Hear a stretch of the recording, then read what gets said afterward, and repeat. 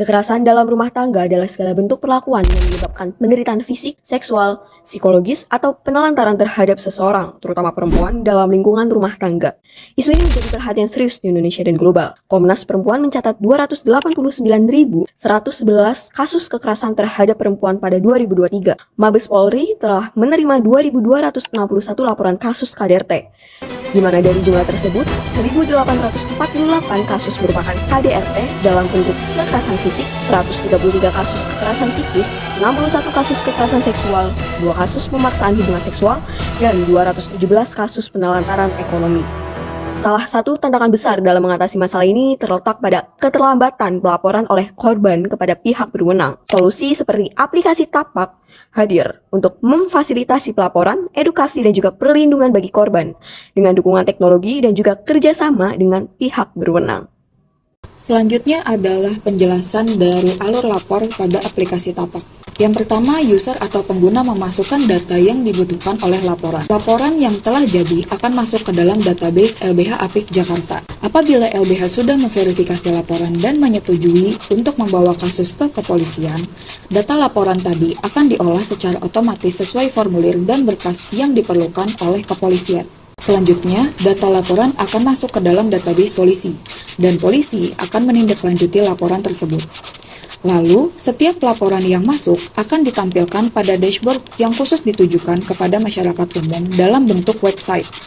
Hal ini untuk meningkatkan transparansi antara kepolisian, LBH, dan masyarakat umum terkait perkembangan kasus KDRT yang dilaporkan. Selanjutnya, polisi melakukan update progres di dashboard yang khusus ditujukan untuk kepolisian dan terintegrasi dengan dashboard masyarakat umum tadi. Terakhir, data laporan yang muncul di dashboard masyarakat umum akan ditampilkan secara anonim untuk menjaga privasi dan keamanan dari data serta korban.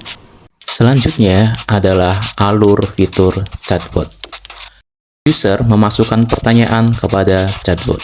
Bagi pengguna yang kesulitan mengetik karena stres atau lainnya, dapat menggunakan automated speech recognition yang akan mengonversi ucapan korban menjadi teks. Machine learning dan natural language processing akan menerima, memproses, dan memberikan respon atas pertanyaan tersebut. Chatbot juga akan memberikan kuesioner untuk pengguna yang merasa kebingungan dan membutuhkan rekomendasi langkah berikutnya untuk pengguna. Dengan menggunakan machine learning, chatbot dapat menganalisis jawaban pengguna dan memberikan rekomendasi.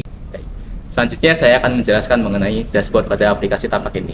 Terdapat 3 dashboard yang dapat diakses. Yang pertama dashboard untuk kepolisian, yang kedua dashboard untuk LBH, dan juga yang ketiga dashboard yang dapat diakses secara umum oleh masyarakat.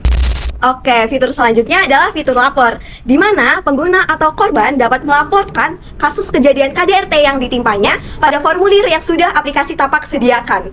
Dengan aplikasi Tapak, jika pengguna ingin bertanya seputar KDRT, misalnya prosedur hukum, pendampingan, atau bahkan ketika mengalami kebingungan saat mengalami atau menyaksikan KDRT, pengguna dapat bertanya dengan chatbot yang ada di aplikasi Tapak bernama Sobat Tanggap.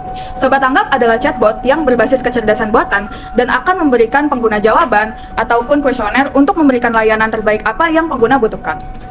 Kelebihan lain yang dimiliki aplikasi Tapak adalah ketika pengguna ingin melaporkan kasus KDRT, maka pengguna dapat melihat perkembangan kasus yang akan diurus oleh pihak berwajib. Dan yang terakhir adalah fitur darurat, di mana pengguna atau korban dapat melakukan panggilan secara darurat kepada kepolisian, LBH Apik Jakarta maupun pihak berwenang lainnya.